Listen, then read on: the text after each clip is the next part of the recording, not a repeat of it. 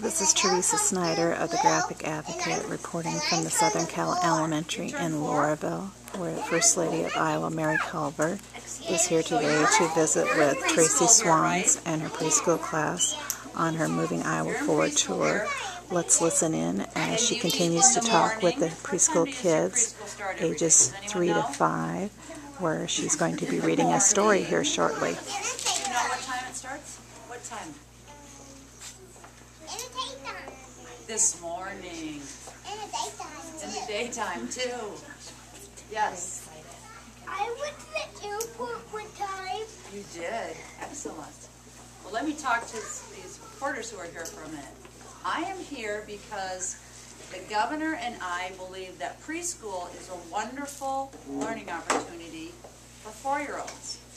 And in 2007, the governor and the legislature started a voluntary statewide 4-year-old preschool program, and the state committed $15 million a year so that you could have this preschool, and other 4- and 5-year-olds could have preschools funded by the state throughout Iowa, because we know that when you are up to 6 years old, your brain is developing so hard and so fast, and you have the capacity to learn so much before you're 6, that preschool is a wonderful thing to have the opportunity to start early learning. And then when you get to kindergarten, you are so better prepared for kindergarten and learning. Oh, kindergarten's wonderful.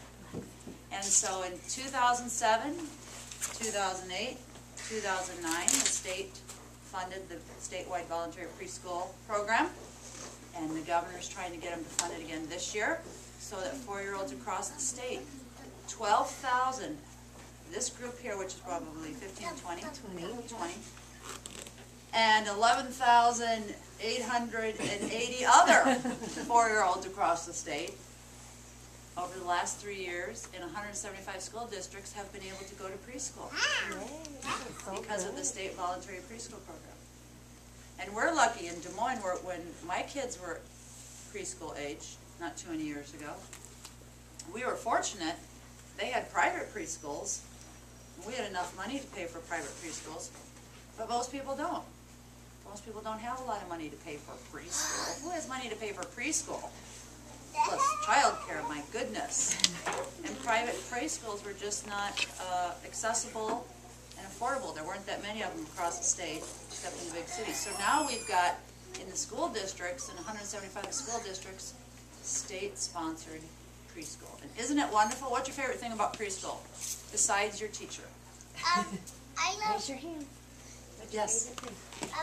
I love playing at the block area. The block area. Okay. Yes. In the block area. I like playing at the car area. Okay. Yes. At the block area. Yes. House area. Who is working on learning their letters? Me. Can anyone in here write their name? Who can write their names? We sign in and write our names every morning. And you're learning your letters, Me. learning the alphabet, R. learning the sounds of the letters. Is anyone working on early reading? Cat in the Hat. We just started Cat in reading. the Hat. Yes. And we made stuff. And who's working on numbers? Me. Excellent. Who's working on getting along with your classmates? Learning to be quiet and line up? Listening to teachers, mouths closed, ears open, right?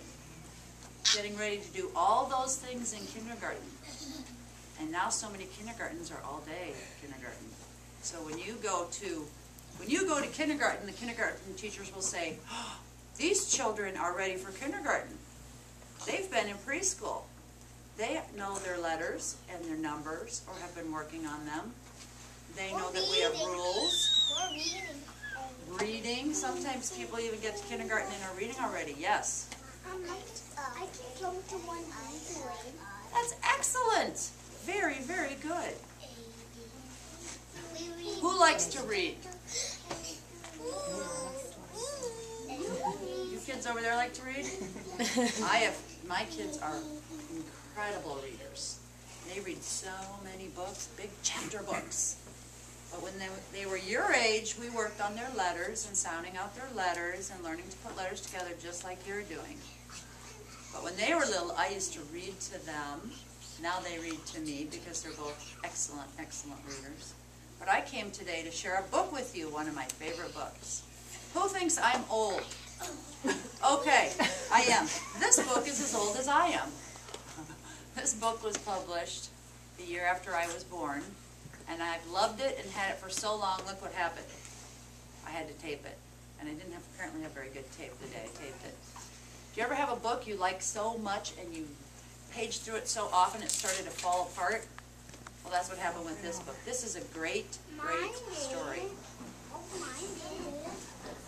One of the things you learn in preschool is how to get along in a group, right? How to respect others, in addition to your letters and numbers and all that. How to get along, right? I want you to think about getting along with others when we read this book. This book is called The King, the Mice, and the Cheese. Does anyone know what an author is? An author is the time. What does an author do? I know. Who writes the words? An author, very good, is a person who writes the words in a story. Does anyone know what an illustrator is? Yes, back in the green shirt. The pictures. That's cool. It writes the pictures. Very, very good. An illustrator is a person who prepares the pictures in a book. That's what covers. Yes. Well, in this book, the authors and the illustrators are the same people. They wrote the words and they did the pictures, and their names are Nancy and Eric Gurney. And the name of this book is The King, the Mice, and the Cheese. I know.